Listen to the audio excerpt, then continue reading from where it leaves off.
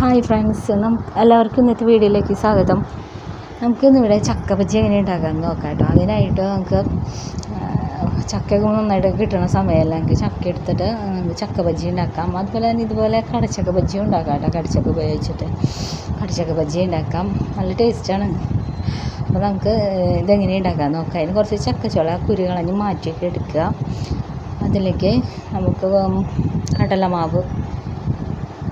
കടലമാവിലേക്ക് കുറച്ചും കൂടി മൈദ ചേർക്കുന്നുണ്ട്. മൈദ ചേർക്കേണ്ട ആവശ്യമില്ല, എന്നാലും ആവശ്യം ഉണ്ടെങ്കിൽ ഞാൻ ചേർത്തിട്ടുണ്ട് കേട്ടോ. കുറച്ച് മൈദ ചേർത്തിട്ടുണ്ട്. കടലമാവും മൈദയും കൂടെയാണ് ഞാൻ എടുക്കുന്നത്. അതിലേക്ക് ഒരൽപ്പം മഞ്ഞൾപ്പൊടി, മുളക് പൊടി, ഉപ്പ്, കുരുമുളക് പൊടി എന്നിവ ചേർത്ത് കുഴമ്പ് പരുവത്തിലാക്കി എടുക്കുകയാണ്. മാവ് മുക്കാനായിട്ടുള്ള പരുവത്തിൽ ആക്കി എടുക്കുകയാണ്.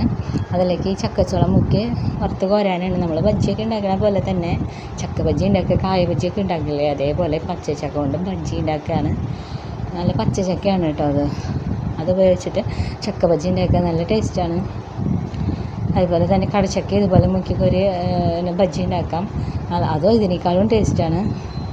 നമുക്കപ്പോൾ അത് ഉണ്ടാക്കി നോക്കാം എങ്ങനെയാണെന്ന്. അപ്പോൾ ഇതിലോട്ട് നമുക്ക് ഒരല്പം കടലമാവ്, അല്പമല്ല ഒരുവിധം കടലമാവ്, അതേ അളവിൽ തന്നെ മൈദ ഞാൻ അത്ര അളവിൽ എടുത്തില്ല, ഒരു പേരിന് കുറച്ച് മൈദ ചേർത്തിട്ടുണ്ട്.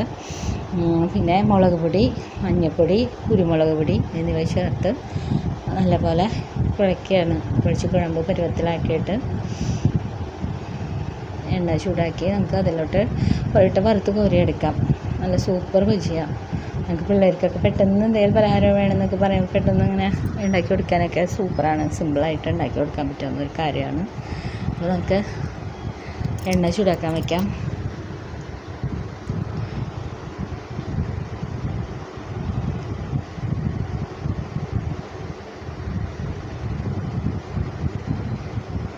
എല്ലാവരും ചെയ്ത് നോക്കണം കേട്ടോ. നല്ല സിമ്പിളായിട്ട് നമുക്ക് വീട്ടിൽ തന്നെ ഉണ്ടാക്കാൻ പറ്റാവുന്ന ഒരു കാര്യമാണത്. അപ്പോൾ എളുപ്പത്തിൽ നമുക്ക് ഇത് ഉണ്ടാക്കിയെടുക്കാം.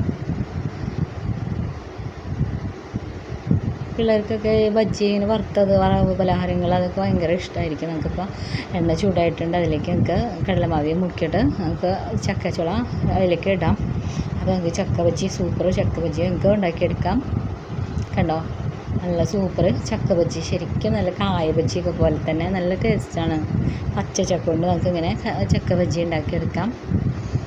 അടിപൊളി സാധനമാണ്. അപ്പോൾ എല്ലാവരും ഇത് വീട്ടിൽ ട്രൈ ചെയ്ത് നോക്കണേ.